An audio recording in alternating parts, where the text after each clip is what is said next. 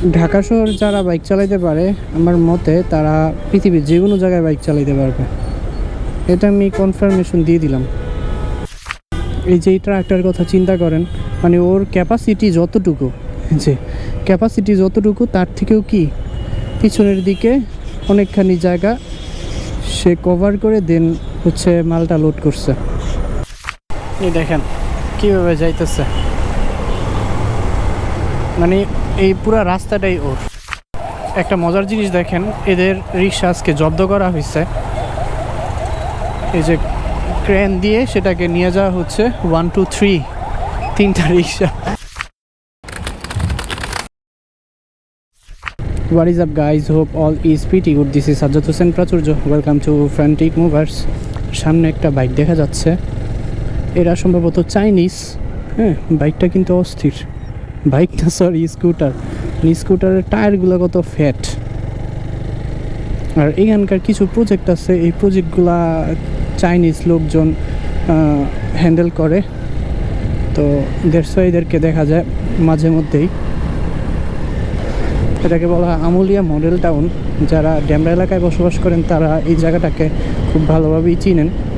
এই জায়গাটা সুন্দর বা বিখ্যাত হয়ে যায় যখন হেমন্তকাল আসে, তখন ওই সময় কাশফুল ফুটে। অনেকেই দূর দূরান্ত থেকে এখানে আসে ছবি তুলতে। ঢাকা শহর হচ্ছে বাইক চালানোর জন্য সবচেয়ে চ্যালেঞ্জিং একটা জায়গা আমার মনে হয়, কারণ আপনার যে কোনো সময় যে কোনো কিছু ঘটতে পারে। আপনার সাথে বেইমানি করার মতো জিনিসের অভাব নাই। রাস্তা থেকে ধরে বিভিন্ন যানবাহন, মানুষ, তারপর রাস্তার বিভিন্ন সিস্টেম, যে কোনো সময় আপনি কি বিপদে পড়তে পারেন। আর যানজট তো আছেই সার্বক্ষণিক, মানে আপনি বিকালের পরে যে কোনো জায়গায় যাইতে হলে নির্দিষ্ট সময় থেকেও 1 ঘন্টা আগে রওনা দিতে হবে যদি আপনি নির্দিষ্ট সময়ে পৌঁছাতে চান। রাস্তার মধ্যে যানবাহনের যেই ক্যাটাগরি আছে এগুলোর অভাব নেই। আর রিক্সার কথা তো নাই বলি, এগুলোই অর্ধেকটা রাস্তা খায়া বসে থাকে। দেখেন এই যে এগুলোর তো স্পিড নাই, বাট রাস্তার প্রায় মাঝখানে চলে আসে তারা। আর ম্যাক্সিমাম ড্রাইভারই নির্দিষ্ট নিয়ম অনুযায়ী চলেই না, ডানে বামে যেমনে যখন পারে তখন কি ঢুকায় দেয়, বাট কোনো রুলস ফলো করে না। এটাই হচ্ছে মেইন কারণ। এই যে দেখেন এই গাড়িটার কিন্তু কোনো ইন্ডিকেটরই নেই। সো ও যে ডানে বামে মুভ করে এটাও কখনো ফলোই করে নাই। আর ঢাকা শহর যারা বাইক চালাইতে পারে আমার মতে তারা পৃথিবীর যে কোনো জায়গায় বাইক চালাইতে পারবে, এটা আমি কনফার্মেশন দিয়ে দিলাম। কারণ এখানে অ্যাক্সিডেন্ট হওয়ার আর আপনার সাথে খারাপ কিছু হওয়ার যে ট্র্যাপগুলো তৈরি হয়ে আছে সেটা মানুষের মনের অজান্তেও হইতে পারে। যেটা যে জায়গায় ঘটার কথা না সেটা আপনার সাথে ঘটে যাবে। আপনি মনে করেন সামনে একটা মোবাইল রেখে গুগল ম্যাপটা অন করে কোথাও যাবেন, সেটারও সুযোগ নেই। যে কোনো সময় আপনার কি মোবাইলের উপর হামলা হইতে পারে। এই যে ট্রাকটার কথা চিন্তা করেন, মানে ওর ক্যাপাসিটি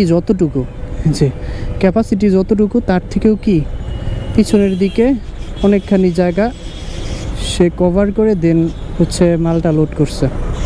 সো এগুলার কোনো কি বিধিনিষেধ কেউ মানেই না। দেখেন অবস্থা, এটা যে কারো ঘাড়ের উপর পড়বো না এটার কোনো নিশ্চয়তা আছে? কিভাবে নিছে মালগুলা, এটা ওর জন্য অনেক বেশি রিস্কি। আর পিছনের দিকে অনেকটা বেশি ওয়েটটা হয়ে আছে, সো গাড়িটা চলাও কি অনেক বেশি রিস্কি। এই দেখেন কীভাবে যাইতেছে, মানে এই পুরা রাস্তাটাই ওর। যে ও ডানে বামে মুভ করতেছে কিন্তু কাউকে সিগন্যাল না দিয়েই। এরকমভাবে কম গতির একটা যানবাহন যখন রাস্তার মাঝখানে চলে আসে তখন অন্যান্য যানবাহন চলতে কিন্তু অনেক বেশি কি দ্বিধাবোধ করে, ফ্রিলি চলতেই পারে না। সো রাস্তাকে যদি আপনি 100% নিরাপদ করতে চান অবশ্যই ফার্স্ট অফ অল এই টেসলাগুলোর উঠাইতে হবে। এই পায়ে চালানো রিক্সা থাক, এগুলা আস্তে আস্তে যদি বাম দিকে চলতে পারে কোনো সমস্যা নেই, বাট এদেরকে একটা লেন দিয়ে দেওয়া উচিত যে ওই লেনের বাইরে তারা যেন না যায়। আর এই যে উনি হচ্ছে সংকেত দিতে আসছে উনি সোজা যাবে। হ্যাঁ, উনি সোজা যাবে না, না, নিউটার নিবে, বাট উনি জানেই না ওনার হ্যাজার্ড অন করা। অনেক বাইকার আছে মানে সোজা যাবে, এটাকে মিন করতে হ্যাজার্ডটা অন করে দেয়। হ্যাজার্ডটা মূলত ব্যবহার করাই হয় আপনার ইমার্জেন্সি সিচুয়েশনে। আর যখন আপনি কুয়াশার মধ্যে বাইক রাইড করবেন, আপনাকে জন্য দূর থেকে গাড়ি নোটিস করে সেটার জন্য। আর অনেকে এটাকে সঙ্গীত হিসাবে মনে করে যে হ্যাজার্ড অন করলে সামনে যাব, লেফটেরটা লেফটে, রাইটেরটা রাইটে। একটা মজার জিনিস দেখেন, এদের রিক্সা আজকে জব্দ করা হয়েছে। এই যে ক্রেন দিয়ে সেটাকে নিয়ে যাওয়া হচ্ছে 1 2 3 তিনটা রিক্সা।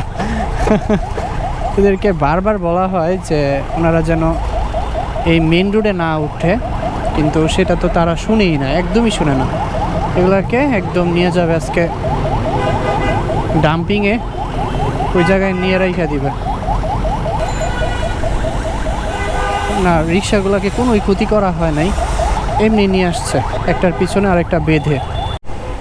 এক এক জায়গায় এক এক রুলস। কোনো কোনো জায়গায় এগুলাকে নিয়ে চ্যাপ্টা করে ফেলে, ডিরেক্টলি চ্যাপ্টা করে ফেলে। আর কোথাও কোথাও এভাবেই করে নিয়ে যায়।